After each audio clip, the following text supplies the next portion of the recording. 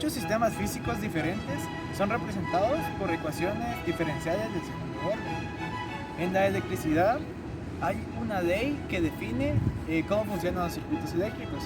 Esta ley es llamada ley de Kirchhoff. En la ley de Kirchhoff, en circuitos de RLC, donde son circuitos que ya no solo llevan resistencias, sino también otros componentes como lo son capacitores e inductores. Este tipo de ecuaciones pueden llegar a dificultarse, pero con la utilización de ecuaciones diferenciales, estos resultados llegan a simplificarse de una manera muy increíble. El objetivo de este proyecto es dar a conocer las diferentes aplicaciones que tienen las ecuaciones diferenciales en nuestras carreras, las cuales son ingeniería mecatrónica e ingeniería en compu. Pero no solo los circuitos eléctricos sirven para demostrar las aplicaciones, sino también pueden verse en mecánica estática, en física y en variedad de cosas. La verdad que las ecuaciones diferenciales vienen a simplificar nuestras vidas en todo tipo de cálculos. ¿Qué es un circuito RLC? Es un circuito lineal que contiene resistencias, inductores y capacitores.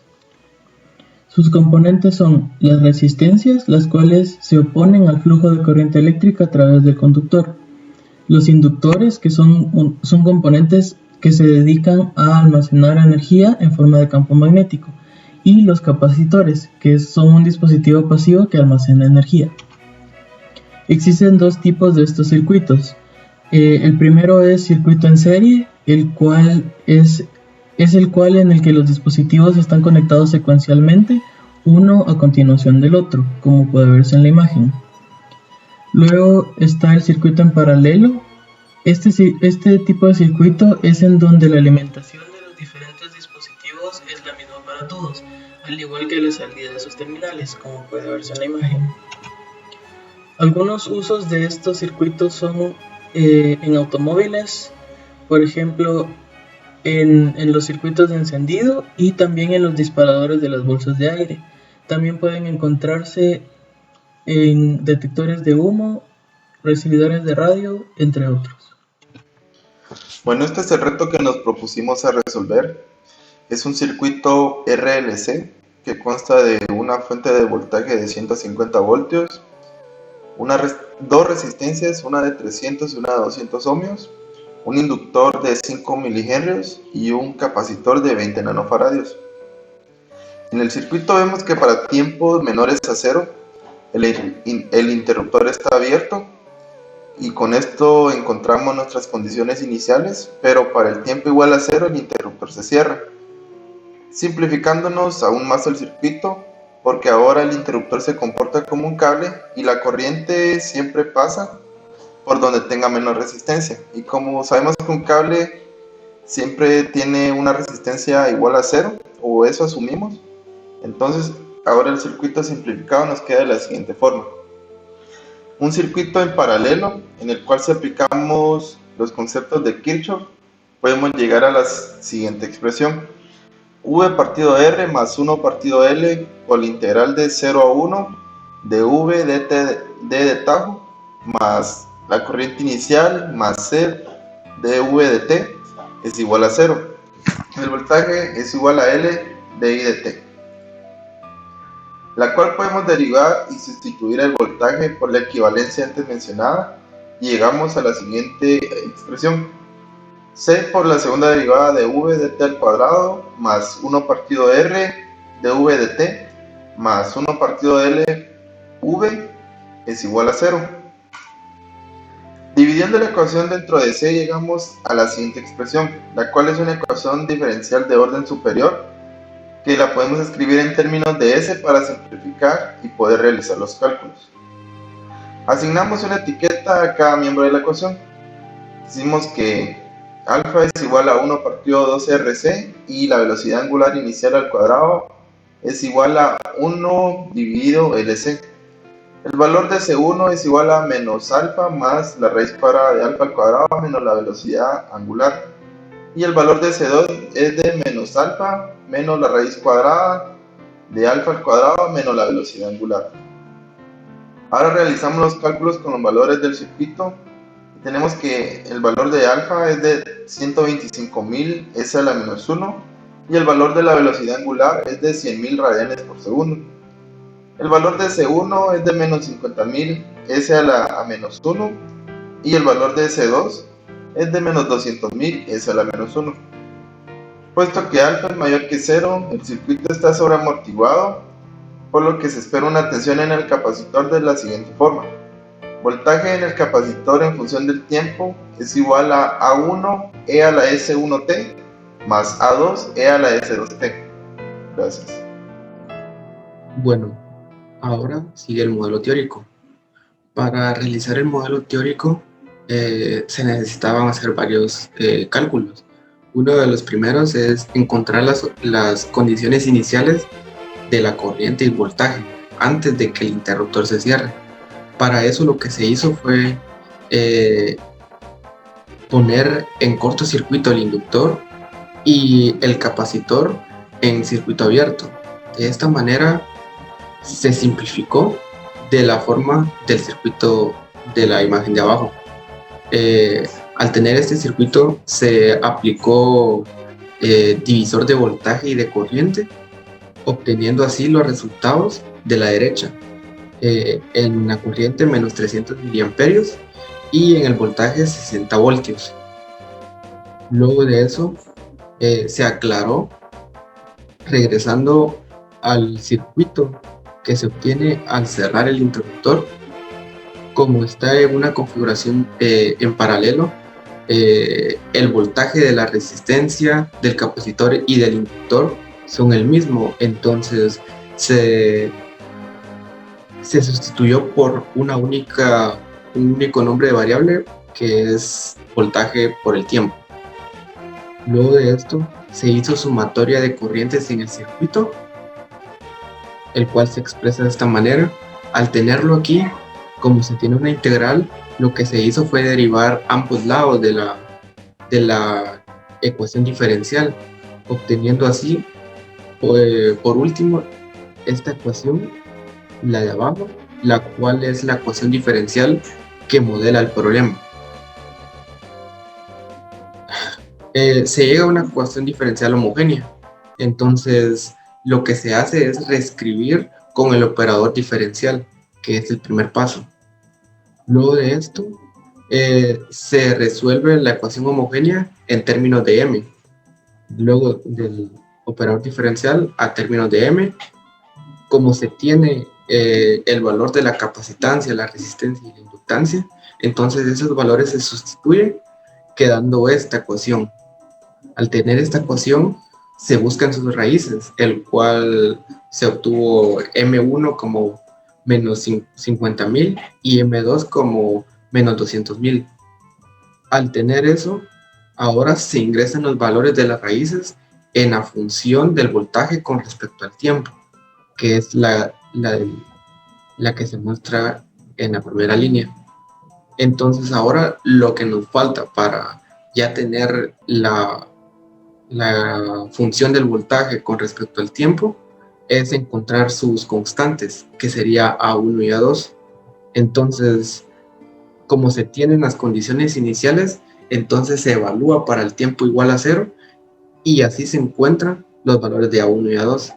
Entonces, al evaluar el tiempo igual a 0 e igualar el voltaje en el tiempo 0, se obtiene la primera ecuación, que es A1 más A2 igual a 60. Para obtener la siguiente ecuación, para resolver el sistema, lo que se tiene es que como la corriente en el tiempo del capacitor es igual a la capacitancia por la derivada del voltaje con respecto al tiempo, entonces se sustituye la función en la del voltaje con respecto al tiempo. Luego se deriva y se multiplica por su capacitancia, que es lo que está en esta línea. Al tener eso, se realizan las operaciones y luego de eso se iguala a la corriente que se obtuvo en el valor inicial. Entonces, al tener esto, se tienen dos ecuaciones, dos incógnitas, se resuelve el sistema y ya se obtiene la el valor de la constante A1, que es 80, y el valor de la constante A2, que es menos 20. Luego, ya al tener la función del voltaje con respecto al tiempo, de la forma teórica, se graficó, y como se observa en esta gráfica, cuando el tiempo es mayor a cero, entonces el voltaje empieza a disminuir hasta llegar a cero. Bueno, ahora sigue el modelo experimental. Para el modelo experimental se realizó una simulación del circuito en una plataforma llamada Multisim Online, y así comprobar el comportamiento del voltaje en el capacitor cuando se cierra el interruptor. Entonces, en esta primera gráfica, el interruptor está abierto. Entonces, así se puede observar en esta parte el valor inicial del capacitor, que es 60, el cual es lo mismo que nos dio en el modelo teórico. Luego, debido que se utilizó esta plataforma, entonces no se lograba iniciar la simulación en el tiempo cero. Por eso mismo se inició en el tiempo 1. Esto solo representaría un corrimiento en la gráfica del tiempo de un segundo, pero expresaría los mismos valores en términos de voltaje.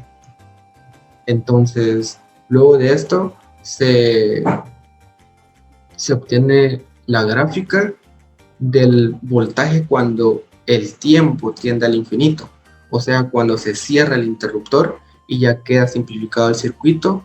Entonces, como se observa, cuando el tiempo tiende al infinito, entonces el voltaje tiende a 50 microvoltios. Bien, para finalizar con la práctica, quiero hablarles de la discusión y las conclusiones del trabajo realizado. Este fue el circuito mostrado anteriormente, que consta en la parte de la alimentación con una fuente de voltaje directa, y la parte de la descarga, que es el círculo rojo, con los elementos en paralelo del capacitor, la resistencia y el inductor. Bien, como es de descarga, se espera un comportamiento de disminución desde el valor inicial hasta 0 voltios. Esta fue la gráfica de la simulación, donde se muestra que al inicio tenemos un valor constante de 60 voltios y a lo largo del tiempo fue disminuyendo a medida que en un tiempo cercano al infinito tengamos un valor de 0 o bastante parecido a este. Como pueden ver, se estabiliza en la parte inferior en una como recta que está bastante cercana al valor de 0. El tiempo de carga y descarga de este circuito es de 1 por 10 a la menos 10 segundos, que está dado por el valor de la inductancia y de la capacitancia de los elementos antes mostrados. Para la representación teórica, encontramos por medio de ecuaciones diferenciales la expresión mostrada en pantalla, que es de 80e a la menos 50.000 t menos 20e a la menos 200.000 t. Y la gráfica de esta muestra está mostrada también en pantalla con un valor inicial de 60 y una disminución hasta llegar a una asíntota en el eje X bastante cercana a 0. Si evaluamos el tiempo antes mostrado en esta función, la calculadora aproxima 0, pero porque es un valor bastante cercano a este, con lo cual se pueden representar como tal. Algo importante de esta gráfica es que para tiempos menores a 0 no muestra un comportamiento para nada parecido al que teníamos en el circuito. Por eso mismo es que es preciso solo tomar los valores positivos, o sea, mayores a 0. Bien, como pueden ver, la similitud de las gráficas es tal que muestran los mismos datos importantes, que como el valor inicial, el tiempo de descarga y la disminución. Si no se aprecian igual, ya que por los valores tan diminutos, la escala varía bastante. Con un pequeño cambio se puede causar una gran elongación en la gráfica o una visualización de la pendiente totalmente diferente, pero las gráficas son representativas entre sí. Y pues eso valida la resolución del circuito por medio de ecuaciones diferenciales. Como conclusiones, las principales tenemos que es posible resolver un circuito por medio de ecuaciones diferenciales. También para la resolución de circuitos es de suma importancia reconocer los distintos métodos de ecuaciones diferenciales, ya que podemos toparnos con expresiones que tengan valores cambiantes en el tiempo, de primer orden, segundo orden u otros. Y estos pues pueden representarse como diferenciales que indican a una ecuación diferencial.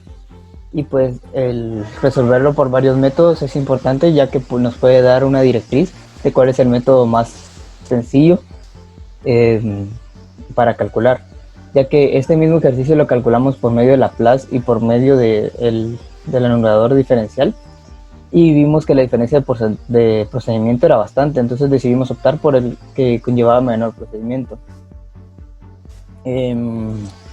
Y también que para estos análisis es conveniente tomar solo los datos positivos, o sea, mayores a 0, ya que para datos menores a 0 el comportamiento es totalmente diferente. Les agradezco por ver este video, espero que les haya gustado.